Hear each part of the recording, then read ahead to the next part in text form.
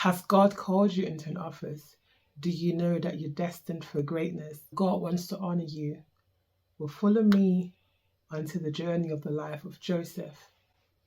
This is Joseph in the 20th century. There was a man named Joseph who knew that he was called for greatness. The Lord would often speak to him through his dreams, showing him what he had in store for him. And when he would share those visions with his family, they were, needless to say, not very pleased. He saw that the stars, the moon, and the sun will bow to him, and that he would be exalted. Joseph knew he had greatness ahead of him, and because of the greatness ahead of him, he was very spoiled.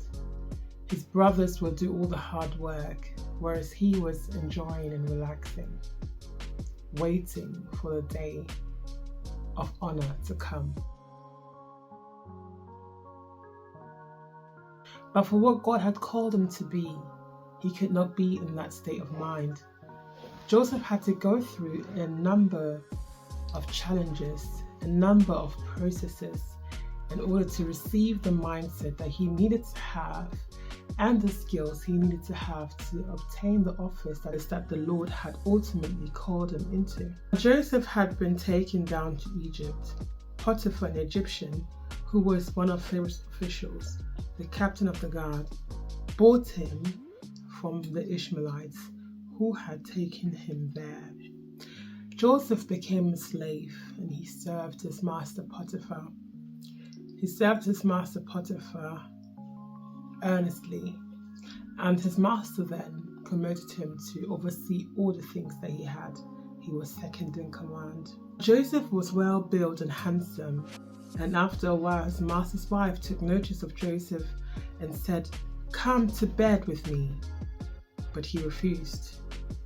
"With me in charge," he told her, "my master does not concern himself with anything in the house. Everything he owns he has entrusted to my care. No one is greater in this house than I am.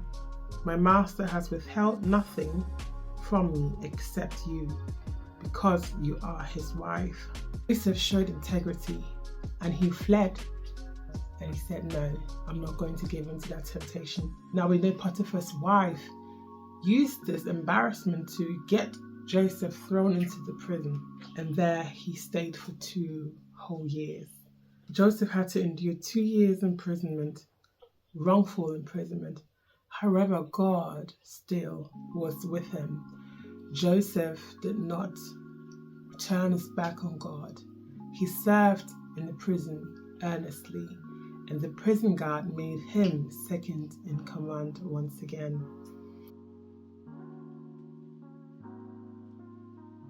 Joseph kept exercising his talents and his gifts, as he knew the day would come where honor would be restored unto him. He interpreted the dreams of the cupbearer and the baker, and every time he did, his interpretations came to pass.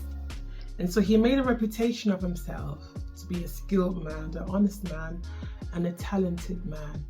And so the time came that the Pharaoh needed his talents, and he utilized it, interpreted a dream of the Pharaoh, and Pharaoh indeed sought his counsel.